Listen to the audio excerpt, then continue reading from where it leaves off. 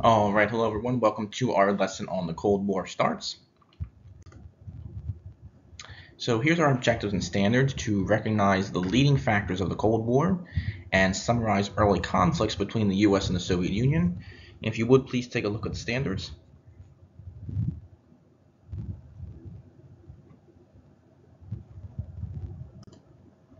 We have a couple of vocab words here. United Nations, an international organization established after World War II of countries intended to prevent aggression by members. The Iron Curtain, a term used to represent division between democratic Western Europe and communist Eastern Europe. Um, Containment, a policy to stop the spread and influence by the Soviet Union around the globe. Truman Doctrine, used to support countries in their struggle against communist influence, especially in Turkey and Greece. The Marshall Plan, a plan of aid by the U.S. to supply food, machinery, and other materials to rebuild Western Europe. North Atlantic Treaty Organization, or NATO, maybe some of you have heard of that before, an alliance between the US, Canada, and 10 other Western European nations for military defense. The Warsaw Pact, an alliance between the Soviet Union, East Germany, Czechoslovakia, Hungary, Poland, Bulgaria, Romania, and Albania for military defense. The Cold War, a struggle of political differences with shortened military conflict or war, and brinkmanship, a willingness to go to the edge or brink of war. Okay, so those are our vocab words for this lesson. So think about this: how can a war be cold? A war is usually typically aggressive and fast-paced and things like that. So how can a war possibly be cold, quote unquote? What do you think? Think about the definition we just talked about and maybe some other things you may know about the Cold War.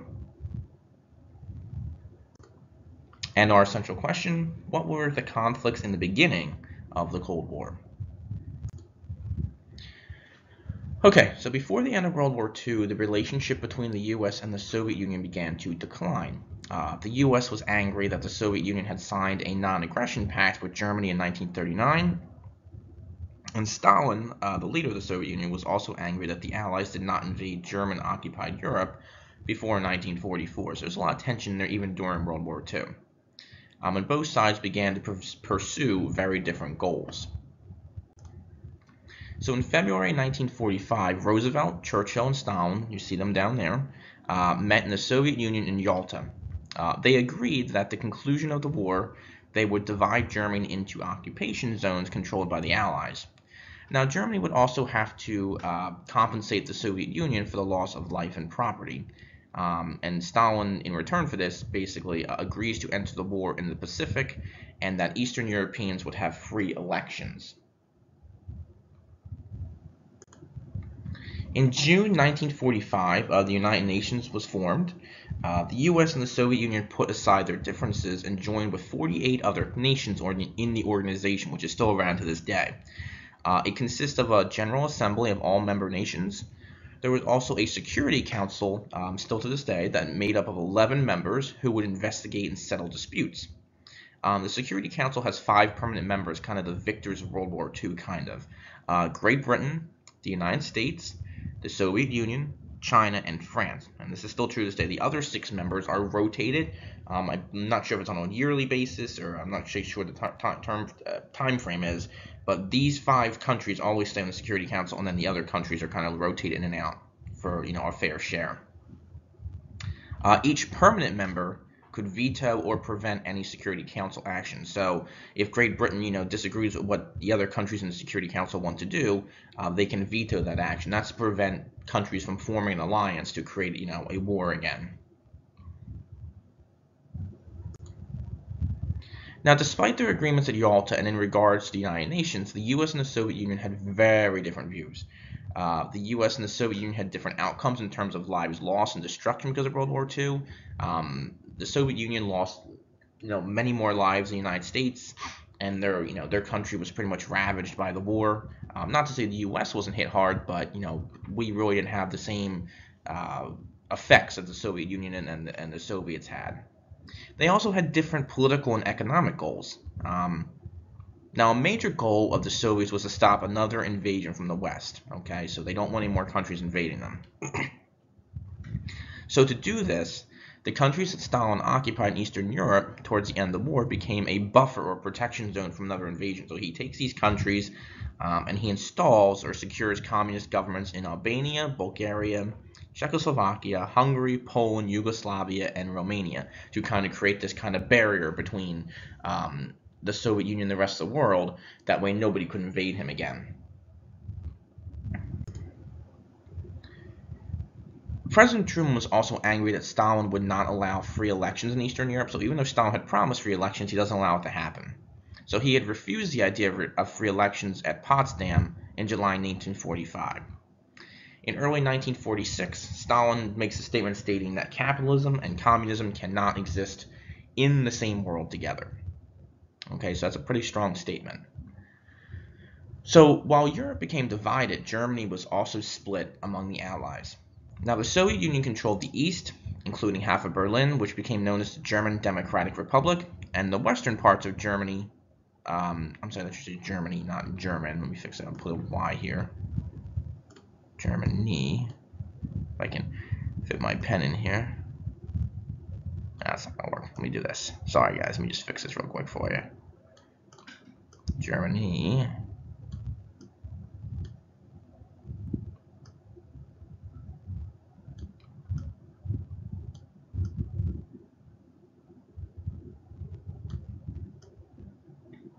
It's really hard to write with this thing. Probably all getting a good laugh watching this right now. Oh my gosh, the horrible Y. Alright, close enough. Sorry. The western parts of Germany became known as the Federal Republic of Germany in 1949. Winston Churchill gave a speech. I'm trying to fix this Y again, but I will leave them. Winston Churchill gave a speech and described the division in Europe between democratic Western Europe and communist Eastern Europe. And he called the division an Iron Curtain. I'm just trying to fix this real quick because I really didn't like that. I know this is pretty big, but a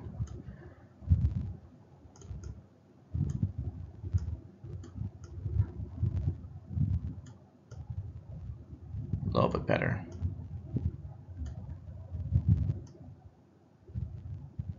There we go. All right. Hopefully that's a little bit better.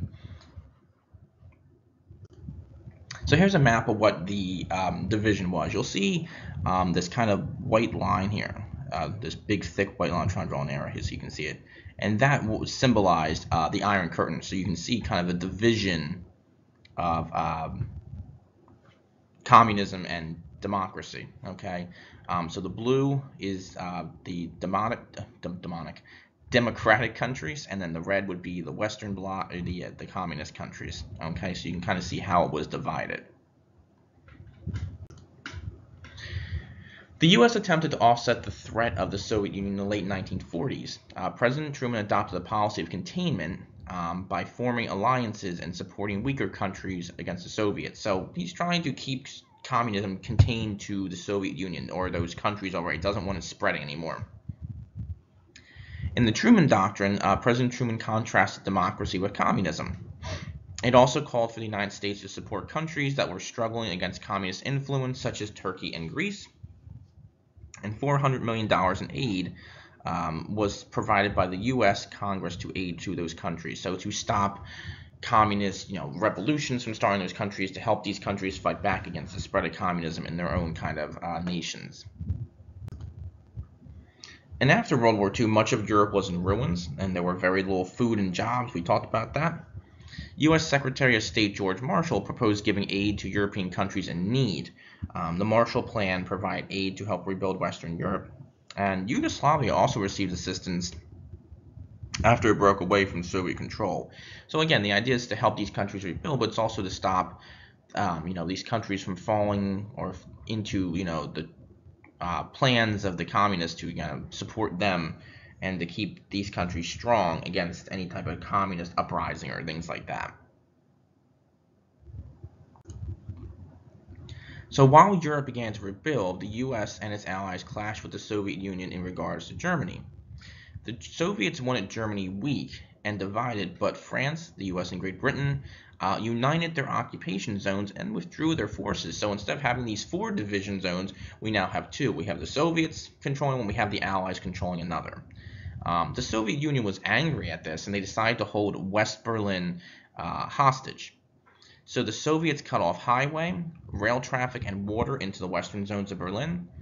And as the city began to starve, Stalin believed that the Allies would surrender West Berlin or just kind of give up.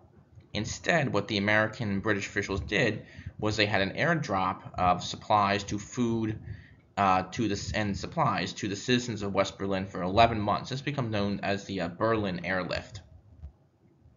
And finally, after about a year or so, a little over a year, in May 1949, the Soviet Union lifted the blockade. So here's a picture here of a plane flying overhead. You can see the citizens here waiting and just kind of watching and waiting for the supplies to be dropped off so they can have food and other necessary supplies that they need. And notice here that they're also standing on what looks like a lot of rubble or things like that. So remember that Germany was still also in kind of destruction too after the war. So these conflicts start the Cold War. The US and the Soviet Union began using spying, propaganda, secret operations, and diplomacy to some degree when dealing with each other beginning in 1949.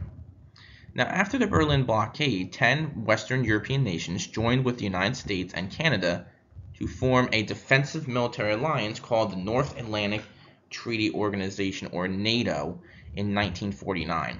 This is still around today. The Soviet Union saw NATO as a threat and formed its own alliance in 1955 called the Warsaw Pact. Okay? And in 1961, the Berlin Wall was built by the Soviets to separate East and West Berlin and came to symbolize division around the world. Now, just one thing to note, and we'll talk about this later on too when we talk about the Cold War, is that not every country joined the U.S. or the Soviet Union, picked a side necessarily for these alliances, but we'll talk about that much later. Now, the U.S. had already dropped atomic bombs on Japan, we know that, but in 1949, the Soviet Union exploded its own atomic weapon. President Truman was determined to develop an even deadlier weapon before the Soviets. So he authorized work to develop a thermonuclear weapon in 1950. The hydrogen bomb, or H-bomb, would be thousands of times more powerful than the atomic bomb. And the U.S. tested their hydrogen bomb in 1952, but shortly after that, the Soviets developed their own in 1953. Now, President Eisenhower, maybe you'll remember General Eisenhower's name. He was a general during World War II. He becomes President of the United States in 1953. Now, John Foster Dulles was his Secretary of State, and he is a strong anti-communist. Dulles threatened to attack if the Soviet Union or its allies threatened the U.S., and this policy becomes known as brinkmanship, of saying, hey, you know what, if you want to threaten us or try and do anything to us or our allies, we'll launch an attack right back. So this is known as brinkmanship, of being willing to just go to war at any moment. Now, it did require a good source of nuclear weapons and airplanes. The U.S. increased its air force strength and stockpiled nuclear weapons, and in response to this, the Soviet Union did the same. So the Cold War affected science and education for both the U.S. and the Soviet Union. In August 1957, Soviets developed a rocket that can travel far distances, known as an Intercontinental Ballistic Missile, or ICBM. And they used it to push Sputnik, the first unmanned satellite, above the atmosphere. Americans were fearful that this satellite could spy on them, could drop weapons, but more so, they were just upset that we had kind of fallen behind the Soviets in terms of science. But about a year later, in 1958, the U.S. launched its first satellite as well. Now, one thing to kind of calm tension and form some type of peace, President Eisenhower had suggested the U.S. and the Soviet Union be able to fly over each other to protect against a nuclear attack. Now, when the Soviet Union said no to this, high-altitude spy flights began over the USSR by U-2 planes. And this was done by the U.S. Central Intelligence Agency, or the CIA. Again, you've probably heard of them before too. So tensions were super high after the Soviet Union shot down a U-2 plane that was used for spying, and pilot Gary Francis Powers was captured in May 1960.